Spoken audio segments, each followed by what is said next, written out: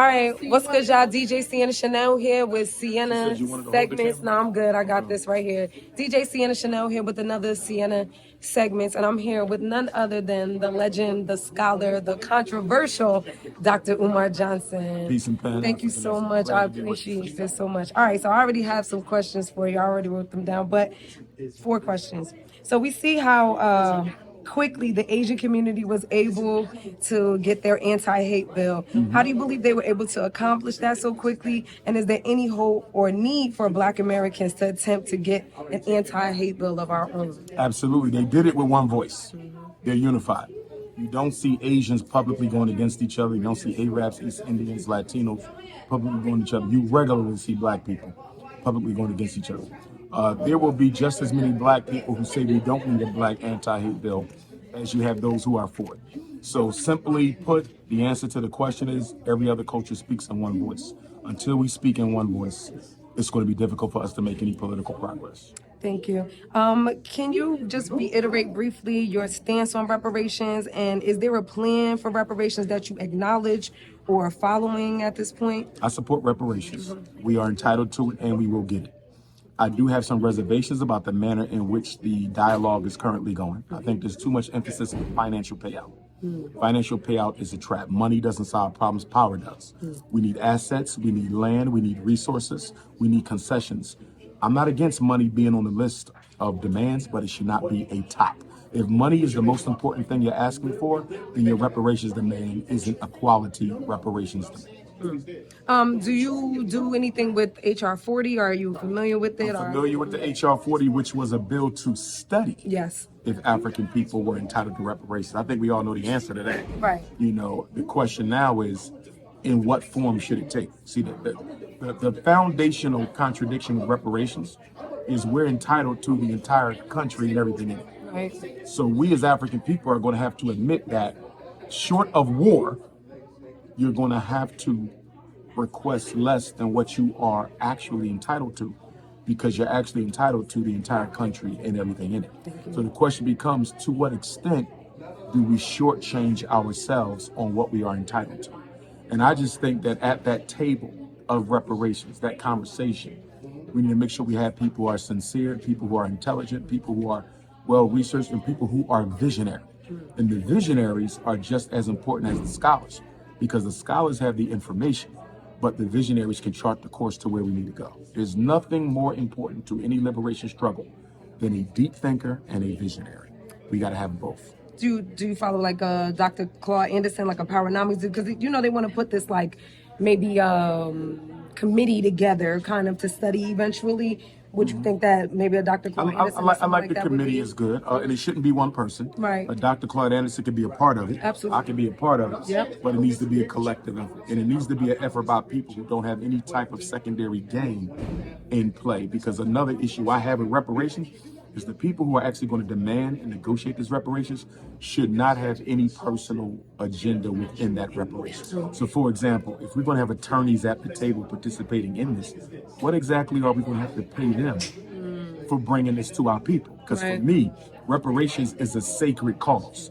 And because it's a sacred cause, any energy you spend in this fight should be done pro bono, from the heart. Nobody should be paid for what they do for the reparation struggle. Thank you. Another question. With the presidential election coming up next year, what are your thoughts on this idea of like the lesser of two evils campaign that the Democrats are running? And most Black people are pushing this too. Like they're going to decide on the lesser of two evils. I'm against lesser of two evils. Evil is evil. Thank you. Okay? There's no such thing as half free, half pregnant, half evil. You're evil or you're not. And so for me, I think Black people need to divest from both parties, build their own independent Black political union, and start speaking in one voice, with one vote. One voice, one vote. That should be the chant. Yeah. One voice, one vote. Absolutely. And last question, this is all about NIBPA and what can be done in public school education or just schools in general. I'm a classroom teacher, so I'm always questioning, like, what is it that you would suggest Black classroom teachers that are in the public education system to do to support Black children and Black parents from where we are within the system already? Push Black excellence.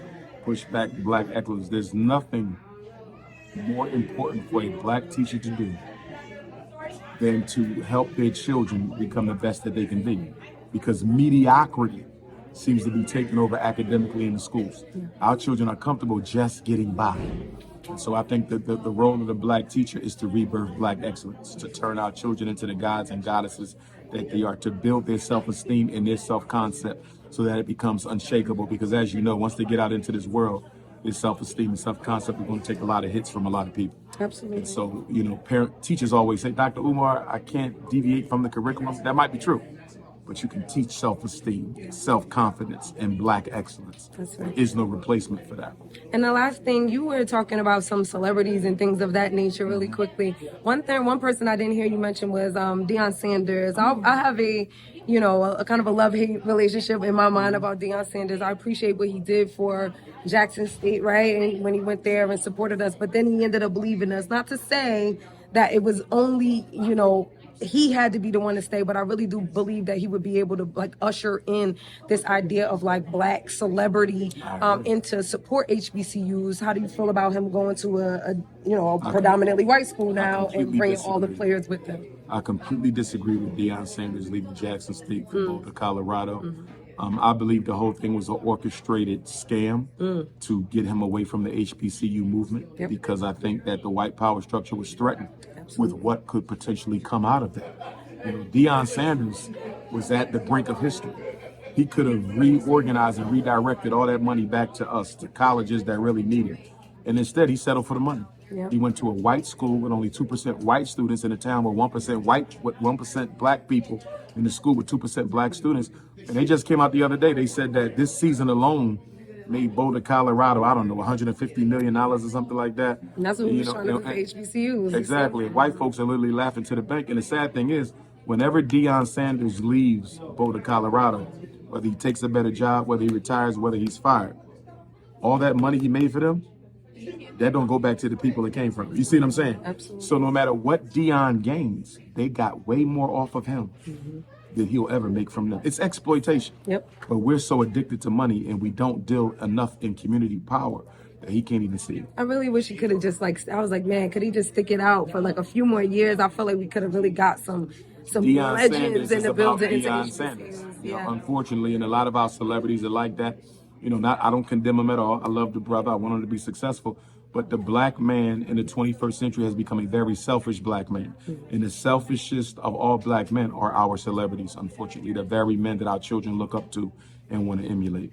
All right, last question. I'm so sorry. I just got to ask you this. So do you believe that a person's sexuality separates them from this revolution? Do I believe a person's sexuality separates them from this revolution? Yes. For me, same-sex relationships is a complete contradiction of African culture. It is also very dangerous to emulate that behavior in front of our children because same-sex relationships are a form of birth control. And birth control leads to genocide.